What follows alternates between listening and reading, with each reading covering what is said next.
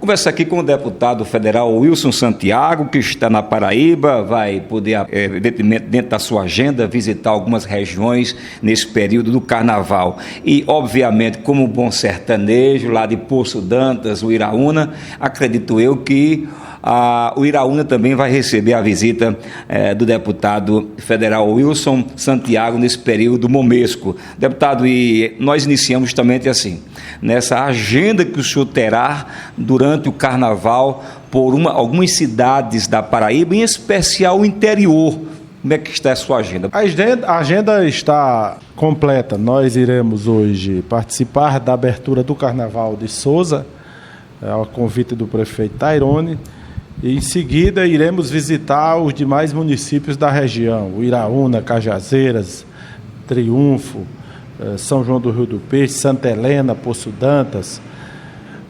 Enfim, todos os municípios que estão realizando Carnaval, nós iremos visitar, e também alguns outros municípios onde teremos algumas visitas convidadas pelos próprios prefeitos. Então essa será a nossa intenção, de visitar os municípios, de prestarmos conta daquilo que concretizamos até então, nesses 2 meses de mandato. Iremos fazer no decorrer de todo o nosso mandato uma prestação de contas, pelo menos de 3 em 3 meses, e com isso exercer um mandato sintonizado com a população, ou seja, a população participando, apresentando sugestões, reivindicando, e a gente sendo claro e justo e falando a verdade, dizendo aquilo que é possível concretizar e aquilo que não há viabilidade de concretização. Esse será o nosso objetivo. Eu acredito e tenho certeza que você trabalhando, primeiro sintonizado com a população, ou seja, representando e fazendo aquilo que a população espera dos seus representantes, e em seguida prestando conta com transparência, porque isso é importante, sim, e o povo, na verdade, muitos às vezes pensam uma coisa e a realidade é totalmente diferente. Esse será o nosso objetivo no decorrer do nosso mandato, além de tantas outras ações e realizações que precisamos concretizar no que se refere à infraestrutura para a região do Sertão e para a Paraíba, no que se refere a ações que, de fato, atendam diretamente às necessidades da região, e temos que pensar em conjunto. Não é com politicagem, muito menos querendo levar proveito, adquirir ou tirar proveito de algumas coisas. É falando a verdade. Sabemos que a situação do Brasil não é fácil, estamos testemunhando tudo, a economia está paralisada, cada vez mais paralisada que fica a economia, cada vez mais aumenta o número de desempregados. Ontem tivemos uma parcial do IBGE, já estamos com 12 milhões e 700 mil desempregados no Brasil. E nesse patamar, se não tivermos uma providência no que se refere a incentivo, a contribuição para que a economia deslanche, nós continuaremos cada vez mais aumentando o desempregado e sacrificando cada vez mais a vida de toda a população brasileira. De todos, não só do pequeno especificamente, que é o mais sofrido, é o mais sacrificado, como também das próprias empresas que estão a cada dia sendo obrigadas a demitir funcionários e, com isso, aumentando o número de desempregados a cada dia. Deputado, já que essa agenda que o senhor tem em Brasília, justamente nessa preocupação, e uma das maiores preocupações hoje do brasileiro, dos paraibanos, é a nova reforma da Previdência Social. O presidente Bolsonaro esteve no Congresso, onde entregou ao deputado Rodrigo Maia essa proposta. Como é que o senhor vê e analisa as propostas apresentadas inicialmente pelo governo Bolsonaro? O que pensa os deputados federais depois que tiveram acesso à carta proposta? Todas as propostas, todos os itens da proposta, eles são amargos, sim, para a população. Somos conscientes da necessidade de se fazer alguma coisa. Primeiro, tirar os privilégios. Nós não podemos concordar que os que ganham mais continuem ganhando mais e recolhendo menos do que os que ganham menos. nós temos que retirar primeiro os privilégios e temos que preservar o trabalhador do campo. Essas são as duas pontas da reforma que de fato é polêmico, mas nós temos que enfrentar. Retirar, eu digo até, decidir que retirar esses prejuízos maiores de quem ganha mais e preservar, como por exemplo, o trabalhador do campo. Essa é uma decisão que já tomei. Eu sou consciente que o trabalhador do campo não pode ser sacrificado nesse processo e todos nós temos que nos unirmos em favor dessa defesa. O governo, sim, vai oferecer alguns obstáculos, mas o governo é uma parte do processo. A outra parte é o Congresso Nacional. Mas quem decide, sim, são a maioria dos parlamentares, tanto da Câmara como do Senado, e a nossa tese será nesse sentido: preservar o trabalhador do campo e, com certeza, retirar os privilégios de muitos que estão contribuindo pouco e ganhando muito, cada vez mais aumentando o rombo da Previdência. Você sabe que a preocupação do sertanejo, do agricultor, que o senhor também é considerado um agricultor, é filho de um agricultor do sertão, sabe muito bem o que é que o agricultor passa no sertão.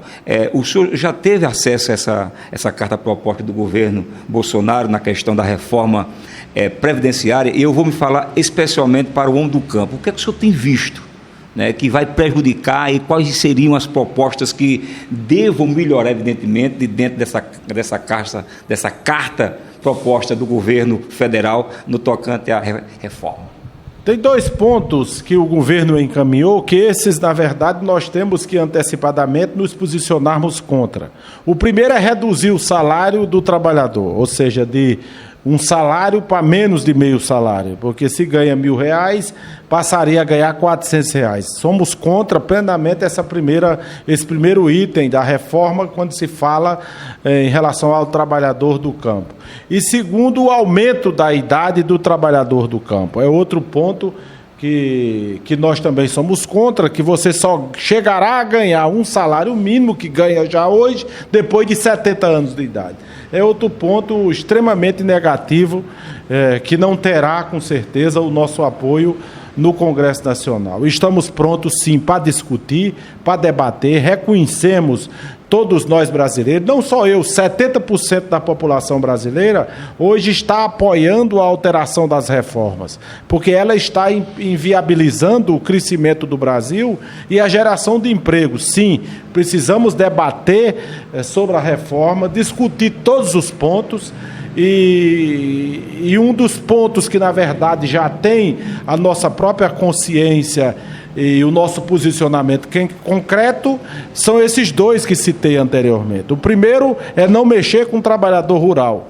E o segundo é, de fato, retirar privilégios. Temos que discutir esses pontos, saber, a partir do instante em que se retirar esses privilégios de quem ganha muito, o que é que vai repercutir financeiramente no caixa da Previdência Social. Se isso for satisfatório, nós teremos que enfrentar essas dificuldades e encontrar um ponto de equilíbrio, de consenso em relação a essas votações. Ainda estamos todos analisando as propostas. Os técnicos do Congresso Nacional e também da nossa própria assessoria, de todas as entidades representativas, das que falam a verdade e também de outras que mentem muito. Nós não podemos permitir que um debate dessa natureza vá para o campo político. Se for para o campo político é ruim para todo mundo, alguém querendo adquirir frutos eleitoreiros com o debate, e nós achamos que precisamos sim de debater e de discutir o assunto. Primeiro está o Brasil. O Brasil nós precisamos preservar a Previdência Social, porque essa é quem vai garantir o futuro de todos os trabalhadores brasileiros. Mas precisamos começar a reforma, os pontos a serem discutidos, exatamente por esses 2, preservando o homem do campo e, segundo, retirando privilégios para encontrarmos um ponto de equilíbrio dos demais temas e pontos que serão discutidos no decorrer desse processo de votação e de discussão. Em Brasília, o senhor teve um café da manhã na Confederação Nacional dos Municípios. O senhor defendeu a municipalização. Evidentemente que isso é um ponto muito discutido também dentro da própria reforma, porque existem muitos municípios quebrados, porque não tem condição de repassar aquilo que o governo federal cobra, e aí entra nos precatórios, as condições realmente são muito precárias. Quais são essa análise, essa bandeira que o senhor começou a defender, a municipalização dentro dessa reforma? Nós precisamos fortalecer, eu digo até engrossar essa discussão do Pacto Federativo. As coisas acontecem nos municípios. Lá é onde o trabalhador, o pai de família, o cidadão em comum, a mãe de família, todos precisam sim da saúde, da educação, da assistência social, é no município. Nós temos que fortalecer esses municípios. E só se fortalece o município descentralizando os recursos federais. A concentração, sim, está muito grande no governo federal e a cada dia se repassa a responsabilidade para os municípios e o governo federal ficando com a menor participação, ou levando ou aumentando a cada dia o seu volume de arrecadação concentrado no próprio governo federal. Então precisamos sim desconcentrar esses recursos, fortalecer os municípios e com isso exigimos dos municípios a boa aplicação, a aplicação correta dos recursos, sabe, dos recursos públicos que é do povo. Sabemos sim, somos conscientes que tem muitos municípios, na verdade, que se entregar dinheiro sem fiscalização, grande parte desvia o dinheiro que é do povo. A fiscalização tem que ser cada vez mais acentuada em relação a isso, mas nós precisamos encontrar as soluções para atender às necessidades da população no próprio município. Porque se assim continuar esperando que Brasília resolva sempre essas situações, nós a cada ano sofreremos muito, a população, especificamente a mais carente, aguardando que de fato haja um equilíbrio justo no que se refere à distribuição dos recursos arrecadados através do imposto. Deputado, já dentro desses praticamente um mês que o senhor está de volta à Câmara Federal, já que o senhor tem experiência também no Senado, sabe muito bem como transita esses dois poderes, evidentemente, o senhor já começa a apresentar os meus frutos, né, disso, eu vou falar que, já que estamos por Sertão em especial, o senhor teve no FNDE, e já consegue recursos para vários municípios, inclusive para a Grande Souza, a exemplo de Uiraúna mesmo, de Vierópolis, de São João do Rio do Peixe, com construções de períodos de creches e quadra poliesportiva, já dando os primeiros sinais, né, da sua bandeira levantada em defesa dos paraibanos. Perfeitamente. Nós estamos nessa maratona, ou seja, já tive audiência com o ministro da Saúde, já tive audiência com o ministro da Educação, com o presidente nacional do FNDE, com o presidente nacional da FUNASA, do Fundo Nacional de Saúde, e com vários outros, em vários outros ministérios. Encaminhando pleitos e solucionando e procurando, reivindicando soluções para os grandes problemas que nos afetam. Souza, por exemplo, que é uma grande cidade do sertão da Paraíba, é a maior do Alto Sertão, como todos nós sabemos disso, precisa ser melhor acanhoada com os recursos públicos federais.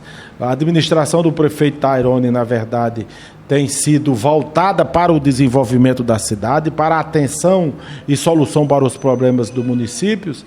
E nós estamos, desde esses últimos anos, ajudando a sua administração, mas precisamos ajudar cada vez mais, exigir do governo federal uma participação maior no que se refere a Souza, em ações de infraestrutura.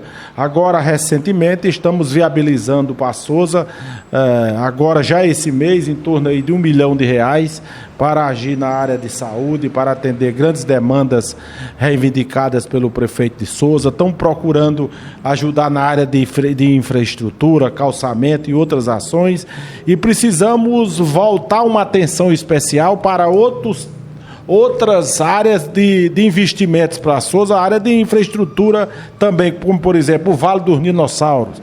Nós temos que encontrar uma solução para desenvolver e captar turista para o Vale dos Dinossauros. Aquilo é uma grande obra cultural que nós temos no sertão da Paraíba, turística, e que precisa que nós tenhamos condições de reivindicar do governo algum direcionamento, algum programa voltado para exatamente desenvolver esse ponto turístico que Sousa tem, que é cobiçado por tantos outros estados do país. A solução, sim, será apresentada diante de um projeto que está sendo elaborado ao Ministério do Turismo, ao Ministério das Cidades, para que nós encontraremos um grande ponto de incentivo à valorização, à expansão, à captação de turistas e investimentos públicos para elevarmos e captarmos turistas para visitarem Sousa nos momentos, nas oportunidades que foram necessárias. Então, Sousa precisa muito de ações, melhorar os acessos às cidades, acesso à estrada, o acesso que liga Sousa ao Iraúna. A entrada de Sousa precisa ter um melhor paisagismo. O prefeito elaborou um projeto que será em breve concretizado. Nós iremos ajudar nesse sentido. Precisamos melhorar o acesso também a outras cidades da região no que se refere tudo a isso, mas Sousa precisa ter um tratamento especial.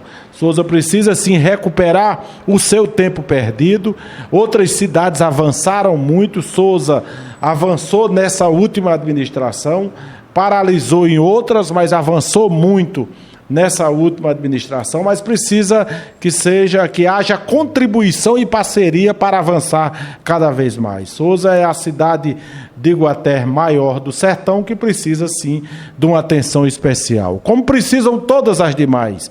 Mas vamos trabalhar nesse sentido e ajudando a Sousa, com certeza se ajuda também as demais cidades da região. E com isso, cresceremos todos juntos. Precisamos crescer todos juntos, de forma integralizada, que só assim se contribui com a economia, com o desenvolvimento, com a geração de emprego e com a melhor qualidade de vida da população paraibana, especificamente a do interior, que é a mais sacrificada. Já que o senhor deixa o mote aí interior, tomei conhecimento de que está havendo, né, uma proximidade do seu gabinete com o município de São José da Lagoa Tapada, fazer uma parceria com o prefeito Cláudio Antônio, já que o senhor vai representar o município de forma efetiva no Congresso Nacional. Como é que está essa aproximação do seu gabinete com o prefeito de São José da Lagoa Tapada? O prefeito Coloral sempre foi meu amigo, votou em mim em outras eleições aí atrás, e em decorrência das coisas da política que acontecem, eu tive a oportunidade também de votar em outros. O município de São José precisa, sim, ele reconhece, e nós reconhecemos, que nós precisamos montar uma parceria no sentido de ajudar o município. Ajudar em todas as áreas, de educação, de infraestrutura, de saúde especificamente, para que o prefeito coloque em prática muito daquilo que ele sonha e que a cidade precisa e merece.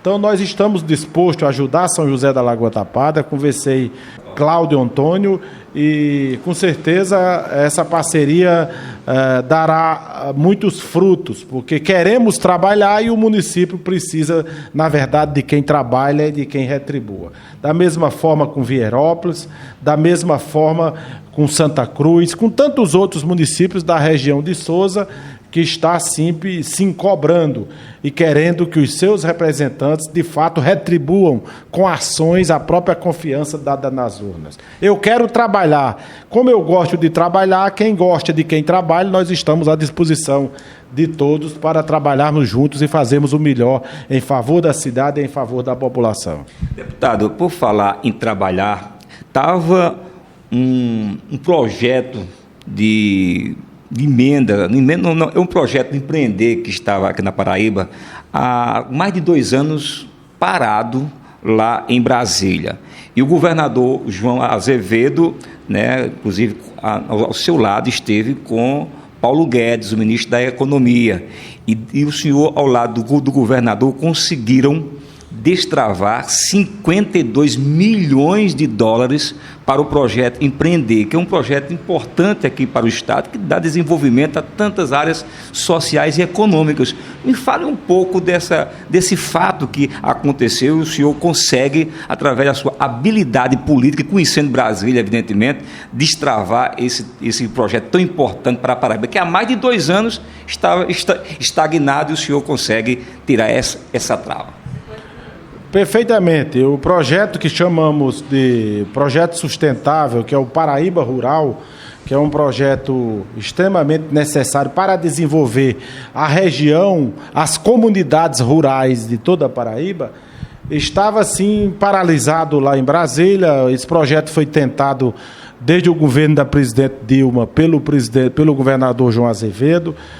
Depois, com o presidente Temer, digo até o governador Ricardo Coutinho, desde da presidenta Dilma, o governador Ricardo Coutinho apresentou esse projeto, não encontrou facilidade na sua concretização, em decorrência das exigências que foram muitas. Em seguida, veio o presidente Temer também, ele não encontrou êxito, apoio suficiente do próprio governo federal para viabilizar, e quando o governador João Azevedo assumiu o governo da Paraíba, nos procurou para nos empenharmos em conjunto, não só eu, o deputado Wilson Santiago, como aqueles outros que quisessem ajudar a Paraíba, se empenhassem em relação à viabilidade desse projeto. Nós acompanhamos todo o projeto, cuidamos, junto à área econômica do governo, de solucionar as pendências que lá existiam. Existiu a necessidade até de uma ação no Supremo Tribunal Federal para destravar uma exigência que era ilegal, inconstitucional com o Estado da Paraíba, que vinha emperrando também em relação a isso, que era um item do que se referia à média de gastos com funcionários públicos, que não podia a Paraíba, em apenas 1 mês de gestão, cumprir aquilo que exige em 1 ano de gestão. Conseguimos também convencer o ministro no que se referia a essa liminar e avançamos no projeto. Então, o governador João Azevedo nos solicitou para marcarmos uma reunião com o ministro da Economia, o ministro Paulo Guedes. Lá nós fomos juntos, primeiro no Tesouro Nacional e em seguida com o próprio ministro da Fazenda. E o ministro foi solícito em relação à reivindicação da Paraíba e determinou que agilizasse o mais rápido possível no que se referia a esse atendimento desse pleito, por entender como justo. A Paraíba não poderia ser diferente dos demais estados do Brasil. Precisava de um incentivo, de um apoiamento do governo federal, mesmo que fosse através de empréstimo, e o governo federal sendo o avalista desse empréstimo. Com isso, nós conseguimos avançar e aprovar as exigências junto ao Tesouro Nacional, e em seguida o ministro, logo em seguida, nos 2, 3 dias depois, nos recebeu e bateu o martelo no que se referia à liberação desses 50 milhões de dólares, que representa 180 milhões de reais para a Paraíba, para nesses primeiros anos do governador João Azevedo, de gestão, ele colocar em prática todas essas ações voltadas para o desenvolvimento rural, para o atendimento dos pleitos das entidades representativas rurais, sindicatos, associações, grupos de pequenos produtores rurais, enfim, projetos na área de infraestrutura hídrica, projeto na área de geração de emprego, projeto na área de desenvolvimento comunitário, enfim, são estas ações que nós iremos, de fato, concretizar o governo João Azevedo a partir desses próximos dias. Nós hoje, o projeto foi ao Senado Federal, viabilizamos junto ao Ministério, foi ao governo federal. Nós queremos aqui fazer justiça. O governo federal, depois do aval do ministro da Fazenda, também abriu as portas imediatamente, logo no dia seguinte, encaminhou para o Senado Federal, porque precisava da aprovação do Senado Federal. Em 2 dias, se aprovamos isso no Senado Federal, todos os senadores foram sensíveis ao pleito da Paraíba, e agora nós já estamos com o pré-contrato pronto e acredito que no dia 12 deste mês, na próxima semana, logo no Carnaval, o governador João Azevedo irá a Brasília e lá em ato solene assinar esse contrato com o BIRD, com o Banco Mundial, com o Banco Internacional de Desenvolvimento, e trazer imediatamente essas ações para a Paraíba e colocá-la em práticas, atendendo, portanto, às necessidades e à demanda da grande maioria do povo da Paraíba, especificamente da área rural, da área do campo. Então, é um projeto significativo, importante, é um incremento econômico, um apoiamento econômico ao governador João Azevedo, ao governo de João Azevedo, que está bem intencionado e querendo solucionar e dar continuidade àquilo que a Paraíba ganhou ao longo desses anos com o governador Ricardo Coutinho, e ele vai dar continuidade a tudo isso. E se dá continuidade, sim, começando dos pequenos, atendendo primeiro as necessidades dos pequenos, que é do cidadão, do habitante da zona rural do campo, e em seguida agindo em outras pontas que serão a classe média e também a população em geral, que é beneficiada com as obras de infraestrutura. Então é esse ponto, é essa decisão, é esse apoiamento que nós estamos fazendo, entendemos como justo, a Paraíba precisa, não adianta justificativa de A ou B, que é de oposição, que é não sei o quê. Eu acho que nós somos todos governo porque queremos o melhor para a Paraíba. Então temos que ajudar o nosso Estado. E não podemos atrapalhar com propostas, com reivindicações, com denuncismos exagerados, e com isso deixando de concretizar o nosso objetivo, que é atender às necessidades da grande maioria da população do nosso Estado, especificamente a mais carente. Então, temos ainda outros projetos em tramitação que são mais dois empréstimos. Concretizado esse, nós iremos partir para os demais, que são as obras de infraestrutura, conclusão das estradas, interligação de município a município, que nós iremos, a partir dessa fase agora da concretização desse primeiro, partirmos para os contratos, empréstimos e conquista de recursos para concretizarmos aquilo que o governador quer fazer, que é interligar mais uma vez. Nós temos um exemplo, por exemplo, foi feito o asfalto de Souza a Vierópolis, mas nós precisamos interligar a Vierópolis ao Iraúna, por exemplo, que é uma outra estrada de significativa importância, já que a cidade de Vierópolis, em termos de justiça eleitoral, é vinculada à comarca de Iraúna. Precisamos ligar Posto de Zé de Moura a Triunfo, e Triunfo também ao Iraúna. Eu estou citando alguns exemplos. Precisamos interligar os municípios, um segundo acesso aos municípios. Todos os municípios da Paraíba hoje têm acesso. Precisamos asfaltar alguns distritos importantes. Nós temos vários distritos que são importantes na Paraíba e precisam ter acessos bons para facilitar o desenvolvimento desse município. Nós temos o distrito de Bandarra, lá em São João do Rio do Peixe, tem outro em São João do Rio do Peixe, Buqueirão, Cajazeiras. Nós precisamos interligar São João, a BR-230 ao distrito de Gravatá, lá em São João do Rio do Peixe. Então, são exemplos desse porte que nós temos que trabalhar nesse sentido. A Paraíba, com aquilo que se falou anteriormente, precisa crescer de forma integralizada. E se nós não ajudarmos a viabilizarmos as ações para que todos sejam contemplados e beneficiados, começa a desenvolver uma região mais do que outra e começa, se uma cidade ter alguns privilégios se desenvolvendo mais na frente dos outros. Então, esse é o nosso objetivo, será o nosso trabalho de ajudar a Paraíba, independentemente de partido político, independentemente de lado, se é oposição, se é governo. Eu acho que depois da eleição acaba a oposição, o deputado, o governador, todos que representam a população, que tem mandato popular, ele deve direcionar, sim, as suas ações sem observar ou sem priorizar a cor partidária e a vinculação política. quem está na ponta é a população. Então, a prioridade deve ser o benefício para as comunidades e para a própria população. Para a gente encerrar, essa força que o senhor mantém aí como deputado federal representando a Paraíba, como é que está a bancada federal? Também está unida, uníssona, para de uma só força conquistar ainda mais outros projetos de desenvolvimento para o estado da Paraíba? Estamos trabalhando nesse sentido, para cada vez mais unir a bancada federal da Paraíba. Na hora que você reivindica isoladamente, você sabe que você perde força. Na hora que você reivindica integralizado, os que queiram ajudar em conjunto, com certeza nós teremos mais facilidade de avançar muito.